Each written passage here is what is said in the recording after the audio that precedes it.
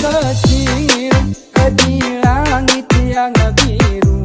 Oh, mata banyak menghias angkasa. Ku ingin terbang dan. Assalamualaikum warahmatullahi wabarakatuh. Kami kelompok 7 di sini akan menjelaskan tentang strategi pembelajaran inquiry atau SPI. Di sini saya Putri Anggi Lubi sebagai pemateri pertama akan menjelaskan tentang pengertian strategi pembelajaran inquiry. Nah, kata inquiry itu sendiri berasal dari bahasa Inggris yaitu inquiry yang berarti pertanyaan, pemeriksaan atau penyelidikan. Nah, inquiry sendiri adalah suatu kegiatan yang berbasis conceptual teaching learning yang dimana memiliki siklus. Yang pertama, merumuskan masalah. Yang kedua, merumuskan hipotesis. Yang ketiga, mencari bukti atau data. Yang keempat, menguji hipotesis. Dan yang kelima yaitu menarik kesimpulan. Nah, kemudian model pembelajaran strategi inquiry pertama kali dikembangkan oleh Richard Sussman pada tahun 1962 yang dimana dia mengajar para siswa untuk memahami proses meneliti dan menerangkan suatu kejadian. Adapun pengertian inquiry menurut beberapa tokoh, yang pertama yaitu Trianto pada tahun 2010. Dia mengatakan bahwa inquiry merupakan suatu kegiatan pembelajaran yang berbasis konseptual. Nah, yang kedua yaitu menurut Hanafiya pada tahun 2010 merupakan inquiry adalah suatu kegiatan pembelajaran yang dimana menyelidiki seluruh kemampuan peserta didik untuk mencari atau menyelidiki secara sistematis, logis, dan kritis agar mereka mengetahui pengetahuan mereka sendiri. Kemudian yang ketiga yaitu Hamalik pada tahun 2011. Dia mengatakan bahwa inquiry merupakan suatu strategi yang berpusat pada siswa, di mana kelompok siswa inquiry diberi masalah atau isu, kemudian mereka mencari jawaban akan pertanyaan itu dengan secara jelas. Dapat kita simpulkan bahwa strategi pembelajaran inquiry adalah suatu strategi pembelajaran yang diawali dengan merumuskan masalah, mengembangkan hipotesis, mencari bukti atau data, menguji hipotesis, menarik kesimpulan sementara. Nah, selanjutnya dari kesimpulan sementara itu kita uji lagi untuk mencari jawaban yang sebenar-benarnya atau mencari jawaban yang diyakini kebenarannya. Nah, selanjutnya saya akan menjelaskan tentang prinsip strategi pembelajaran inquiry. Yang pertama yaitu terfokus pada pengembangan kecerdasan. Nah, di mana tujuan strategi pembelajaran inquiry itu sendiri adalah untuk mengembangkan kemampuan peserta didik dalam berpikir dan menganalisa. Yang kedua yaitu prinsip interaksi atau hubungan satu sama lain. Nah, dalam strategi pembelajaran pasti berangkat pada hubungan satu sama lain yang dicontohkan pada hubungan antara guru dengan siswa, siswa dengan guru, atau bahkan guru dengan lingkungan atau siswa dengan lingkungan. Nah, yang ketiga yaitu prinsip bertanya, di mana guru sebagai penanya dan siswa sebagai penjawab. Nah, di sini terciptanya proses berpikir pada siswa. Kemudian yang keempat adalah proses belajar untuk berpikir, di mana belajar bukan hanya mengingat sejumlah fakta, tetapi belajar adalah proses berpikir atau learning how to think, yang dimana yakni proses mengembangkan potensi seluruh otak peserta didik.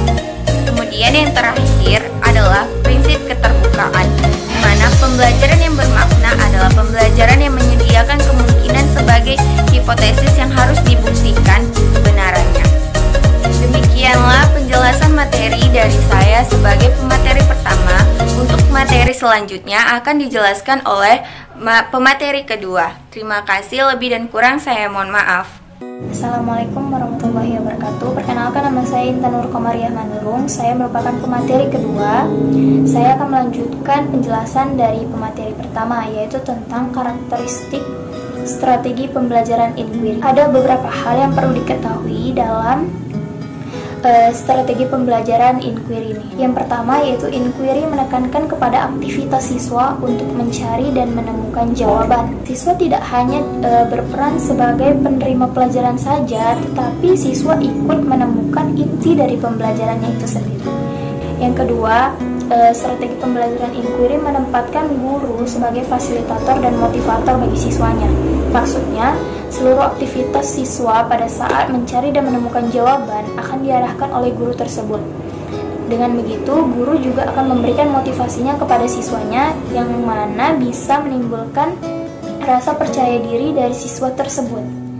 Selanjutnya yang ketiga, tujuan pembelajaran inquiry ini lebih kepada penekanan kemampuan berpikir siswa secara sistematis, logis, dan kreatif, atau mengembangkan kemampuan intelektual siswa dari proses mentalnya sendiri.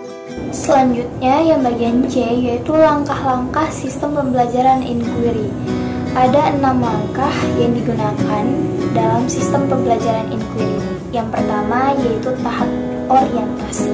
Pada tahap orientasi ini, guru akan membuat suasana iklim pembelajaran akan menjadi responsif, di mana guru tersebut akan menjelaskan topik dan tujuan pembelajaran yang akan dicapai. Kemudian, ia akan menjelaskan pokok-pokok dari kegiatan pembelajaran tersebut. Dilanjutkan dengan pentingnya pokok-pokok kegiatan pembelajaran tersebut. Yang kedua yaitu merumuskan masalah. Pada langkah ini, siswa akan diberikan teka-teki atau rumusan masalah dari guru tersebut. Dengan begitu, siswa akan berusaha untuk memecahkan teka-teki tersebut. Dengan begitu, sistem pembelajaran inquiry di sini sangat berperan, yaitu dalam proses pengembangan cara berpikir siswa dan pengalaman berharga siswa dalam menemukan dan memecahkan materi tersebut. Yang ketiga yaitu merumuskan hipotesis. Salah satu cara yang digunakan oleh guru tersebut untuk mengetahui kemampuan menebak atau hipotesis dari siswa tersebut dengan memberikan pertanyaan-pertanyaan kepada siswa tersebut, sehingga siswa akan terpacu untuk menemukan jawaban-jawaban yang dipertanyakan oleh guru tersebut. Yang keempat yaitu mengumpulkan data. Siswa-siswa yang diberikan pertanyaan oleh guru tersebut akan berusaha untuk mencari informasi tentang kebenaran dari jawaban yang diberikan oleh guru tersebut.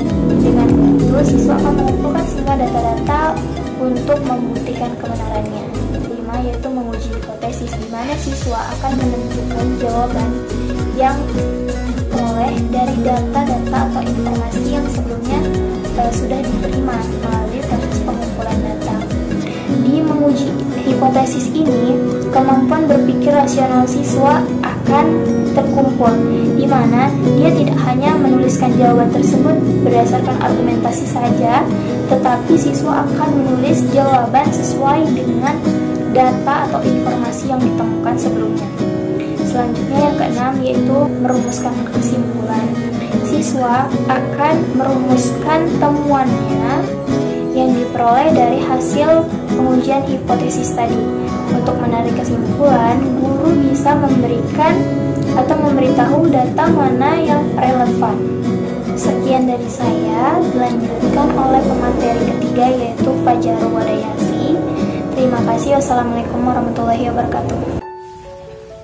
Assalamualaikum warahmatullahi wabarakatuh. Saya Fajar Wadayasi dari kelompok 7 akan melanjutkan penjelasan dari pemateri kedua. D. Kelebihan dan kekurangan strategi pembelajaran inquiry.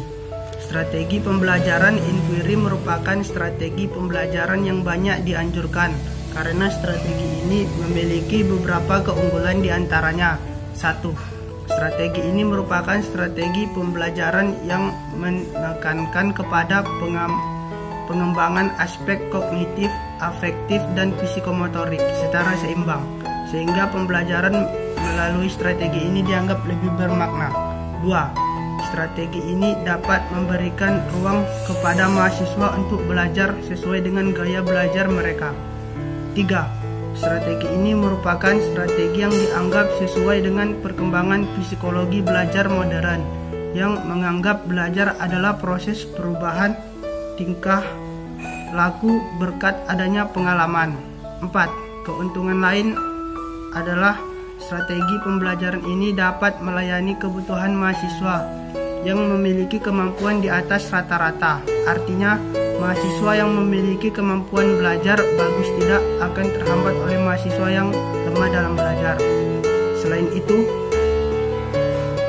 penggunaan strategi pembelajaran inquiry juga mempunyai beberapa kekurangan, antara lain: 1. Proses pembelajaran membutuhkan waktu yang lebih lama. 2. Inquiry terbimbing, sering bergantung pada kemampuan matematika siswa, kemampuan bahasa siswa, keterampilan belajar mandiri, dan self-management. 3. Siswa yang aktif mungkin tetap tidak paham atau mengenali konsep dasar antara dan prinsip, serta siswa sering kesulitan untuk membuat pendapat, membuat hipotesis, membuat rancangan percobaan, dan menarik kesimpulan.